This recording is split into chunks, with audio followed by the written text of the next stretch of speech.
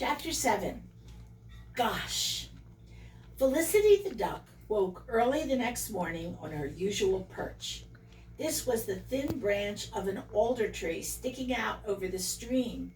She had chosen it not only because it was completely fox-proof, but because she liked the never-ending music of the running water, singing her to sleep with its bubbling lullaby and waking her each day with its gurgling song. She stretched her wings, one after the other, pushing out each in its turn to its fullest extent, so that the big flight feathers stood apart from one another as a human might stretch his fingers wide. Then she flapped her wings vigorously as she stood on the branch and shook herself all over. She felt very happy. She began to think about her new friend, Daggy Dogfoot, the little piglet.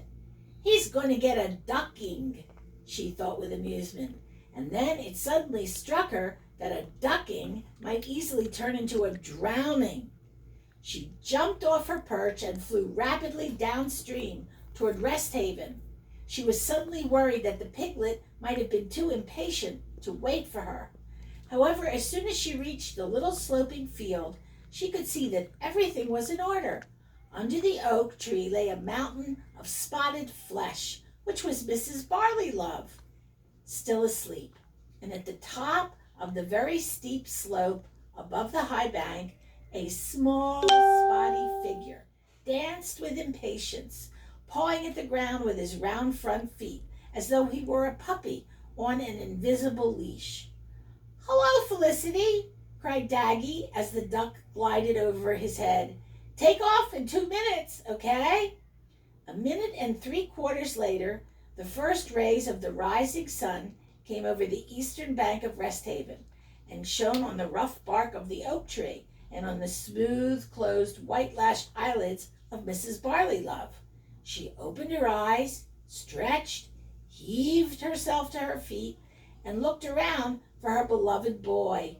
She had hardly focused on him, high above her on the slope, when to her absolute horror, she saw him begin to run downhill at great speed, faster, faster, faster, till at last he leaped out over the high bank of the stream and disappeared from her sight. Felicity had positioned herself close under the Rest Haven bank of the brook, directly underneath the takeoff point.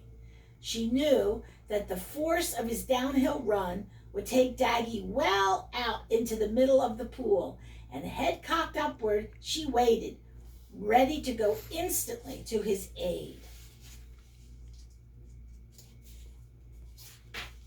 Suddenly, the quiet of the morning was shattered by an anguished scream from the horrified watcher under the oak tree, and in the same instant, high above the waiting duck, a small spotted shape shot out from the top of the bank and seemed for a frozen fraction of time to hang suspended against the clear blue sky, legs working frantically, ears streaming behind his head, ridiculous tail whipping around and around like an egg beater. Daggy Dogfoot enjoyed a split second of level flight. Then his heavy head came down to point him at the pool. A squeal of fright burst from him as the dark water rushed up to greet him, and eek! Kersplash! Plug! He was gone from view. When he rose to the surface, he was facing the opposite bank and could not see the reassuring figure of the Muscovy duck, who by now had swum close to him.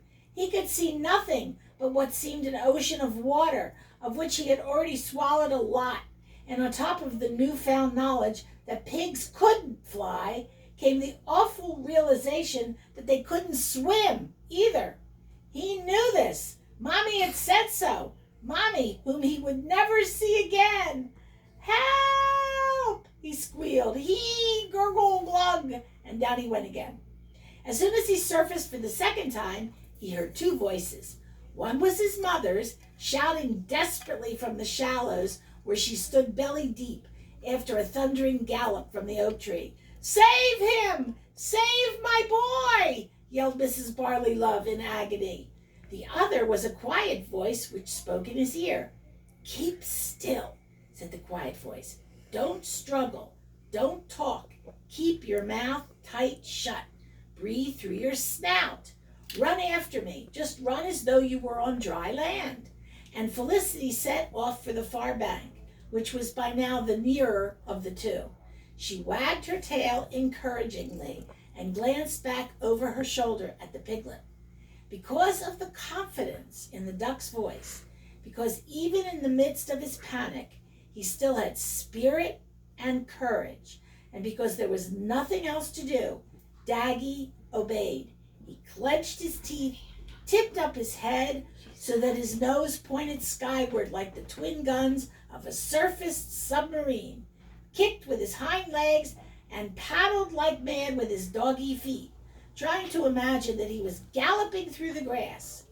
To his amazement, he began to move forward through the water after the duck, at first slowly, then faster, as he gained momentum and confidence, and finally so fast that before they reached the far bank, he was even with her, and they touched bottom together in a little reedy inlet.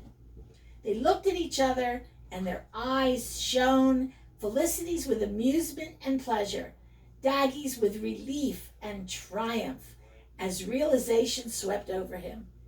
"Pigs can't fly," said Daggy. Felicity shook her head. "But there's one pig," said Daggy quietly, "that can," said Daggy more loudly. "Swim!" shouted Daggy Dogfoot at the top of his squeaky voice, and off he went, all by himself, toward his mother on the other Rest Haven bank. Mrs. Barleylove had continued throughout to yell, "Save my boy!" pausing only when it seemed he had reached safety. Now here he was back in deep water again, and she began to squeal as before until two voices reached her ears. "Calm yourself, madam," said one voice, as the duck, who had flown quickly across the head of the swimmer, landed beside her. "He's all right. Just listen to him." And as the sow quieted, she heard the other voice, the voice of her fast approaching, swimming son. "Mommy, Mommy," came the cry over the gentle lapping of the pool. "Look at me. I can swim. It's easy. Watch." And as she stared open-mouthed, the small pig came paddling nearer and nearer, pushing up a little wave in front of it with the speed of its progress. Still, Mrs. Barleylove did not really understand what had happened since the sun had awakened her. As soon as Daggy was out of the water and shaking himself like a water spaniel, she turned and made off up the bank toward the hill, scolding as she went in the way that mothers do when their children have given them a bad fright. "Silly boy," she said, "naughty boy, come quickly and run around in the sunshine, or you'll catch your death of cold. I told you not to go down by the water. You're never to go there again. Understand? Never. I don't know what your father would say if he knew." And so on, until, receiving no reply, she turned and found that she had been talking to herself. Slowly, the incredible truth dawned on Mrs. Barleylove. Her poor, undersized little piglet was swimming, really swimming beautifully. Special feet for some purpose, eh? If only the neighbors could see him now. "Oh, Daggy, darling," she called down, "how clever you are." "How happy I am," thought Daggy, "to have such a lovely mother, to swim in this beautiful sparkling water, to be with my friend the duck, whose very name means happiness." And he paddled around wildly, while every little fish in the brook formed its mouth into a perfect round O of wonder. The rails in the reeds tut-tutted their amazement. The heron at the top of a downstream willow squawked his disbelief. A brilliant kingfisher bird gave an admiring whistle, and a passing green woodpecker laughed hysterically. And up the line of the brook flew a solitary swan, the sound of his great wings expressing exactly the surprise of all. "Gosh," was the noise they made. "Gosh, gosh, gosh, gosh." End of chapter 7.